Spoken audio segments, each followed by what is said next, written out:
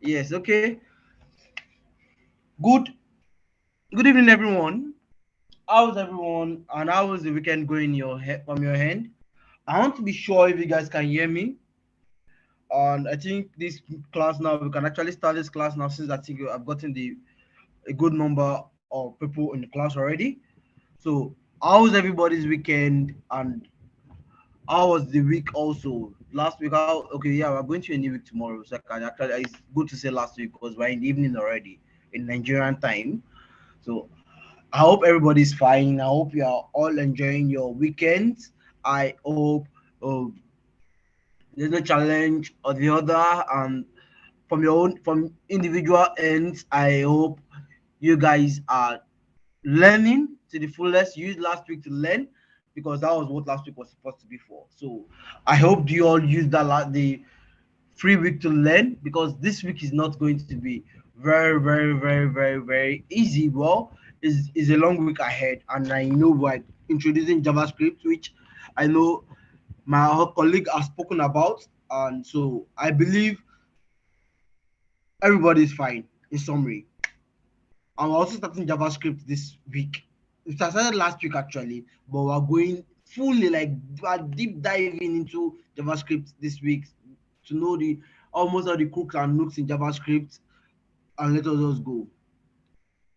Oh, don't worry, JavaScript will not give you headache. What all you just need to do about JavaScript, JavaScript can be very see JavaScript does not have an ending. I would advise every developer don't put yourself that okay, I must know back and forth of JavaScript. If you can know the basics of JavaScript, just try your best to move forward and continue learning. JavaScript is a continuous what is it called? Programming language because it is so large, like it's broad. JavaScript has a lot of libraries that are and frameworks that are so much. That there is 3JS, there is TypeScript, there is vanilla JavaScript, there is Vue.js, there's even Angular. JavaScript is just so kind of vast, is big, is large enough. So I would only advise you learn the basics of JavaScript, then try your hands on a little project and move on. You learn continuously with JavaScript. JavaScript is not just something you learn at once. You can't learn JavaScript at once. So in our today's class, I'll be discussing about I said we would be finishing, not finishing actually, because I know we may not be able to finish this so sad enough. We can't finish this site. I'm not really happy about that. I would love us to actually finish it, but I got kind of demotivated since we misplaced this part. I don't know why Replit just did us that way. But anyways, we will still talk about this again. I know that in the previous class there was a little kind of um issue, and I know that a lot of people do not understand. So I'm only trying to use this part to talk about the four basic parts that we have to learn for for amination. So the major reason why I'm moving to this part, talking about this part, is basically because of amination, and that's why I want to talk about this section. I'm trying to use section to talk about aminations, and I before I even talk about amination, let me ask. I told us last week Saturday, was it Saturday or Sunday? Okay, on Sunday that we should all try to go into um amination library, the this thing, the one that we have is developer, what is it called? Let me just look for it. MDN docs. I'm not spelling amino, okay, amination. Yes. Yeah, this developer.mozilla.org, this MDN docs part, this part. I I want to like know who took that time to like check what is there. Who took our time? Who spent a little time reading through all this, practicing maybe one or two, checking out these examples and seeing how it works? Who tried it? If you have a proof that you tried it, I would like you to just send me that proof in the DM before the end of this class. I might probably have something for you because it shows that you followed and you also try to learn things by yourself. Because one thing about developers is Don't just sit out and wait for full tutorials. No, you see, let me tell you one secret about that a lot of people don't know. There's no tutorial that will make it to be as good as not practicing. You have to practice. If you feel you can be a very great developer, a senior developer without practicing, I'll tell you that is a big lie, big fat lie. You need to practice. Try to create time in as much as you love watching tutorials. Uh, Create time to practice. Practice outside the tutorial. Don't just only practice on the tutorial. Think about it. The best way to become a very good developer is when you actually watch a tutorial and try to advance it. If you created a, maybe let's say, a nav bar, then the nav bar is just plain. Advance it by oh, thank you very much, Aliu. Advance it by adding drop downs. Just try to advance it. Don't just stop at watching the tutorial and doing exactly what they gave it to you. Tasks also are not meant for you to just say, okay, yes, let me just achieve my task and that's all.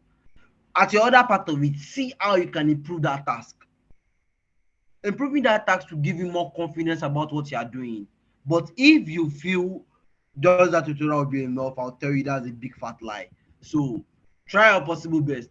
Like I said, if you know you actually put your hands on this tutorial, you watched it, send me a DM on Slack and probably have something for you with proofs.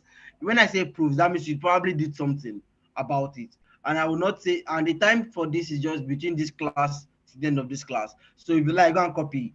There's nothing I copy online that I will not actually look for. I look for almost everything online. I sit down. I'm the kind of person that loves sitting down, researching about things. So I research and I try to research about solutions. So if you just give me a task to just research, if probably you copied it. So don't try to copy. Let me just get a proof that you actually learned something. Okay, good and fine. To be sure, before I start, can you guys hear me? If you can hear me, please drop a comment in the comment section below. So it's just a recap about what happened there. Just a recap of what happened there. And this time around, I'll be downloading these particular images. So let me just save. I'll save to my own. Okay. Save. Salad money. The next one. Save. Oh, that's actually going to be too much. Okay, great. You guys can hear me. I'm glad you guys can hear me. I want to actually get this kind of image. I think getting 2 or 3 is enough. I don't, so that I would not have to start trying to download everything. Getting 2 or 3 is enough. It's still the old same way we did last week, but this time around, one good thing about today's class is that we'll rush up this thing in 30 minutes, then talk about JavaScript. I know that you guys have tutorials already about JavaScript, but I'll just try to take out some of the little basics that would help you people on that tutorials, and also to lay more emphasis about what Mr. Isaka has taught you guys, and so you people would not have issues about basic JavaScript because you guys need those basics. Without those basics, you will not be able to move ahead. And possibly, this should be one of your tasks, if possible. Where is it? In JavaScript. Something like this, where you can learn about increment, decrement, then save. As you can see, whatever I had, save, wherever I had, save. But now this would actually be in an advanced way. So I'm going to ensure that this task comes in a way of calculator in JavaScript. So it's going to be we save 2 plus 2 plus 3, then you save it. Then when you calculate it, you can save it. When you press that is equals to automatically saves whatever you have. Then you have a part where there's history. The history part will now be showing what is saved. For now, it will not be like saving to any database, but I would ensure that this is going to be one of your next tasks. That's great. So good and fine. And I know that if you can do this, I would be very sure that to an extent you understood JavaScript. Okay, good and fine. So let's just jump right into what we are here to do for today. So let's do this. The first thing I will be going about is first, like I said in our previous class, this is what I'll be doing first. I have the body. I always say I love creating a parent div. Let me increase my screen a bit. Yeah, I would love to create first a parent div. Oh, sorry. I prefer apping all my elements in a div before I even implement them. So I'll just create a div here. And this div, I can just give it a class of um, class of let's say main. Then yeah, I would give it another class. Like this is now where the main thing is starting from. So I can give another the next class I'll be having. This is what I want to build. Where is it? Just want to build. So I know that I have a parent class, and I know that all these ones are also inside the div, but because I also spaces here, I'll have another class. So I can just say this, I can give another div and give it a class of slides. Slides. Let me close it. Okay. Slash div. Yeah, so then inside all these, that's why I'll now have my normal div. That's those images. But I would also want to have those images inside that different divs. So what I would just do is create another div. This time around, I can give it class of slide. No, the first one is slides. The other one that now is now singular. So I can say slide. Any name is actually very fine, but I want something that I can remember very fast. So that's why I said slides and slide. Div, I'll close this. But because this should be repeated, but before I do that, I will create my image tag here, img. Like I said, the first thing you need to know about if you're building HTML tags is, for as a beginner, try to get a pencil and a book. And that book, the function of that book is just to draw whatever you are trying to build. Draw what you have in mind that you are building. Draw it first. Sketch it. If you don't have a design, sketch it. Even though you have a design, if you cannot use your head knowledge at that point, try to sketch it. Sketching it to allow you to visualize, like put it the way you actually think it should be. You'll be able to section the div and know where images is, where image will be, where your text will be, where or whatever tag you know will be. It will be very, very easy to just draw HTML skeleton if you can do that. You will not have to start removing divs and minusing some things and saying, okay, this div is not necessary here. I need to remove it. But sketching it will be easy for you. If you need how to sketch it, let me also know, so that maybe in my next class or probably before the end of this class, we'll talk about how you can sketch. But I know sketching is not difficult. So sketching is just like drawing, normal drawing, putting up a box and all that. So I'll be loading up my, let me load up my image and just copy all those images I made, I created. So I have my download. Where are my images? Yeah, they are. But I'll rename them. Let me copy them out first. I copied how many? Okay, just 4. I'll pick them and I'll put them here. But for good sake, I will rename them instead of me just having this kind of big images and the text are actually long. So I'll just say 1.png. Wow, I'll give the second one also 2.png.svg. Wow, the second one is svg. So take note of that also. The third one is 3.svg, while I have the fourth one to be 4.png. Wow, 2 svg, two pngs. Wow, that's nice. So I can equally just do 1 .png. I would copy all this. Let me save this. Let me refresh. Is anything there? It's not showing yet. Why? Okay, yeah, great. It's here. So let me just copy this part. You know, remember, these are now the images section. And this image section, I can just copy them over. So I'll do this. 2, but this should be 2. Let me do the next one. 3, 3. Then the last one, 4. Okay, there's not 4. Okay, there's 4 actually. 4. But remember, 4 is .png, 3 is svg. So I'll just change that. 3.svg. And this one, the 2 is svg. So svg. Great. So if I save this, let's see what we have. I should have 4 images actually. I should have 4. As it loaded up.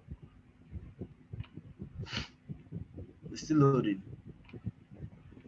1, 2, 3.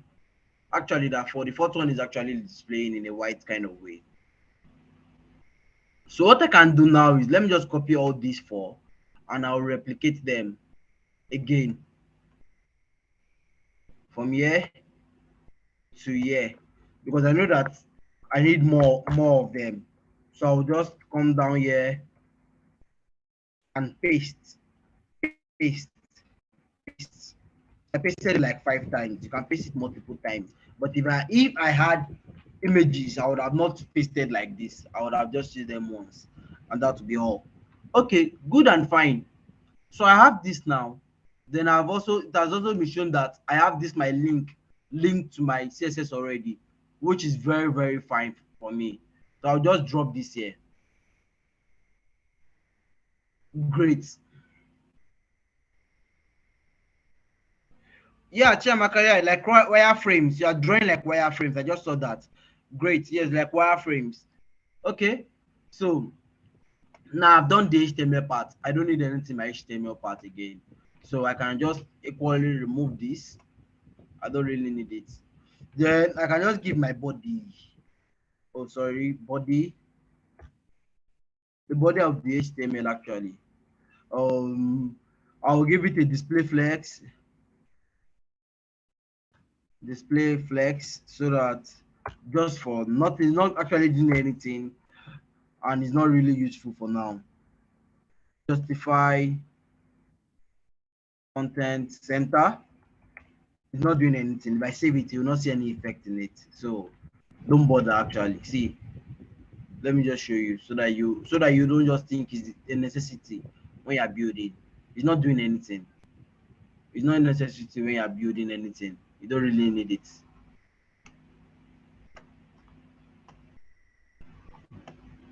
Then let me give the bound a fixed height of it. So I can just say height, and I'll put it as, let's say, 200 pixel. Okay. Yeah, this one won't have effect. All the body would actually just show as 200 pixel. This height 200 pixel that I added would actually have effect. As you can see, it's okay. It should actually have effect. But let's leave that. The next thing I'll be doing now is, that's the main thing. Like I said, I want to also make this side look good and okay. So the first thing first is I'll get into I need everything to stay on a single file. So what will I do? I would need to put a display flex property, but where am I putting the display flex property? It's going to be on these slides. And the reason why it's going to be on these slides is a slide that is the mother or the parent element of all these images. And that's what I'll be styling. I'm not styling the slide. If I'm styling the slide, I'm styling all the elements here. But now I'm styling slides because I need to style the element inside slides. It's just like a box. You have a box. If you need to paint the element in the box, you need to go into that box and first of all paint paint the elements in the box. But to get into that box, you need to first of all meet the parent box. So for me to get into this, I need to first of all touch this. If I need to change anything in this, you can't just style. You can't style. You are trying to style a box and you're touching on that box. It will not work. So that's just it. So it's called slides. Slides. Then I can now give it the property of display flex. Let me save and let's see what will happen. Yeah, you can see display flex that displays everything flex, which is what I needed, what I wanted. So good and fine. I already have it as display flex. Okay, good. Now that I have it as display flex, I would like somebody to suggest what do you think would be the next thing for me?